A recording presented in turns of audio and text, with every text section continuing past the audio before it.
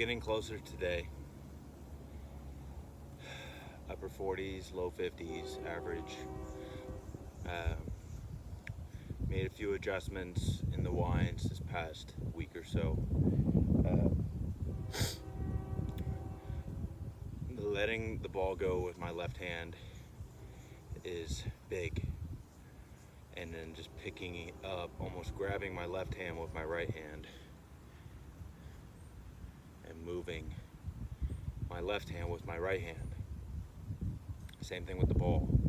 Uh, I want in the wind, what I've been practicing is a cast, much like what Casey Bollinger has already described. But I want to make my 16 feel like my short heavy. And how I start with my short heavy is very elongated and letting my arms hang, allowing my hips to do the work instead of my hands doing the work. So on the pre-wind, grabbing my left hand with my right hand, casting it out very slightly, taking a step back, around, around, elongate, enter. So that's our new development in the wind. Eventually it'll turn into a bigger swing, but right now I'm having good success with keeping the idea of minimal, just because I need to not slow it down for the most part, but because also that I'm generating enough tension in the wire to where I'm getting more progression out of it, so I don't have to worry about going super fast on the entrance. That's not the point. The point is to set up the later turns from the entrance. So I want to be able to be sure off the toe I can set up my heel turns, making sure that the last quarter of the turn is where it needs to be. And so that's what our development has been based on. It's the last quarter turn. We're thinking that the turn starts from the catch, but I want to keep the context of the turn relevant even in a toe turn. So instead of thinking just a hard heel, a hard left heel, or a hard right heel if you're a lefty, I want to think of a hard toe as well. I don't want to just go into the entrance passively. I want to set up my heel turns with my toe turn. So we're not Bulgarian. I want to be able to make sure that I maintain double support in the entrance, and I want to drive my knee to left sector even on entrance. So that's the other cue, is knee to sector. When I drive knee to sector, my travel will be good, and I will gain the linear aspect of the turn, not only just in the last quarter of the turn. Just because I was very rotational. I was giving into the ball over left side instead of pushing my right hip to the ball. So how do we do that?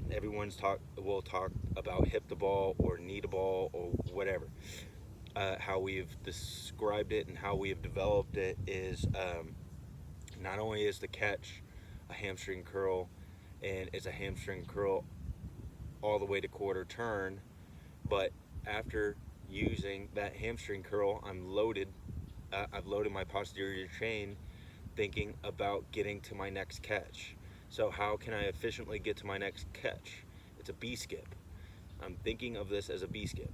So as soon as I get done getting the quarter turn over left, my posture is good. I'm going to ground through my left foot and then think of curling my leg, if that makes sense. Probably doesn't, but doesn't matter. Curling my leg to where I can gather some type of stretch reflex, much into the idea of it's quarter turn, boom, drop, and it's so first catch, heel, into it, and then get the quarter turn, boom, knee drive, and then boom, and using this stretch reflex here to get into that curling motion again. So we're not thinking of it as a stomp. We're not thinking of it however else people think about it. I'm thinking of elongation of my arms, allowing the ball to get propelled out left. I don't want it just to go passively out left. I don't want it just to travel out left. It is being active.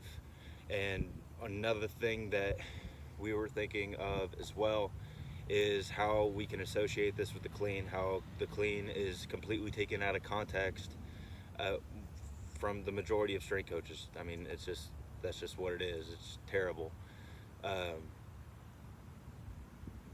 If you're thinking, I like clean simply for coordination, it's very helpful within the regard to, you can relate it to the hammer, sort of. Is it the same movement as the hammer? Absolutely freaking not. There's nothing that's going to mimic the hammer in the weight room. There's absolutely nothing. You can practice pieces of it. Absolutely, you can practice pieces of it. You can practice with weighted. You can practice weighted turns, but there is nothing that is going to be quote unquote compound movements or something like that that's going to have any affiliation with the hammer, or for any of the throws for that matter. Maybe javelin, because it's very linear. Maybe glide, simply because it's very linear. But anything rotational, you would have to set up something that will allow rotation, and not just from the torso, not like your ab machines or anything like that, but for full body. And you're going to be stuck with pieces, which is fine. Well, we live on pieces all the time. That's not anything new. But to say that just because they're good at Olympic lifting, they're going to be good throwers doesn't mean anything. Because you can either practice like they're lifters, or you can practice like they're throwers. I mean, you can take a high box squat with 700 for whatever, and it doesn't mean that you're going to throw worth of shit. Like, that's the thing that people take completely out of context, is that once you get into that range of 20 meters or so, I mean, it becomes very technical, of course, but then you would want the lifting to supplement the throw. If the lifting is getting to the point where it's not benefiting the throw, then what you're doing is not useful. It's just for show or whatever. You may have the aptitude to throw well based on how strong you get, but if your technique sucks, then it's not going to be relevant. They have to coincide. They have to exist together. I see. It does you no good to be strong in the wrong exercises. So if I see out order, or if I see the top discus throwers benching 450, cool, get to a 450 bench, and now you would have the aptitude to throw far in that context only. But if your technique isn't good, then you won't be able to display that physical ability. But it's also the same thing with speed work. You can take a max of 450, and if it moves too slow, then you will not be able to produce that amount of force into any implement that you use. It is too slow. So we focus on moving weights fast in context. So if you move lightweight fast, that's going to produce nothing. That's going to produce very minimal force. We need to find what matches the force velocity curve around 70 to 80%, move that really well, and get really, really, really good at 70 to 80% moving that fast for intermediate speed, working on explosive strength with body weight exercises. And then the thing that will propel those two is absolute strength. So if you come in and you get stronger, that's fine. but you need to work on those other speeds. You can work on slow speed, it's great. But if you work slow, you will always be slow. You need to work 70 to 80%, 0.8 meters per second. If you have tendo units, chances are you don't have tendo units, and you probably don't even know what I'm talking about. Doesn't matter. Move well. And then focus on jumps. You can use intermediate speed for dynamic work with squats and deadlifts. You can use intermediate work for coordination and cleans and snatches. However you want to do it, doesn't really. I personally don't think you can fuck it up if you focus on your speeds, your technique, and other things that might play into part, like your mobility, your ability to move, how good your recovery time is. If you practice like shit, you're gonna be shit, and if you lift like shit, you're gonna be shit. Like that's there's no getting around that. Whatever is going to be most beneficial is the movements that you can do correctly. That is going to have the best transfer. And whatever the strength levels are, the strength levels are. There's no getting around that. You can't, unless you want to just hop on some solid gear, or no, that's pretty much it. There's no hopes, like there's no dreams. The weights don't care. The implements doesn't care for sure about how strong you are. If you're looking to be at that level, then you need to focus on optimal training, not maximal, not minimal, optimal. And that's just something that's just very, hopefully, common sense, but I highly doubt it.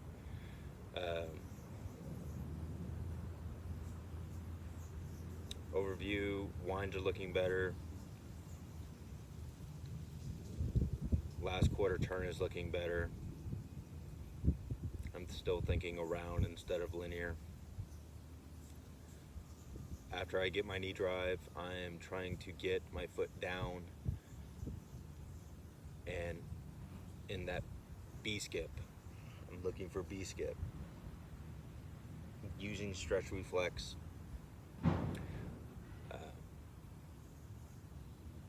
To get the foot down, not voluntarily putting the foot down. You're not gonna. It's not fast enough. It has to be a reflex.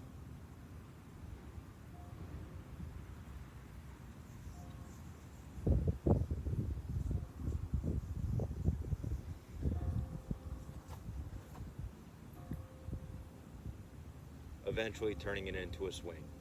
Eventually turning the wind into a swing, so I can move about the center of the orbit of the ball freely in context of where the ball allows me to go.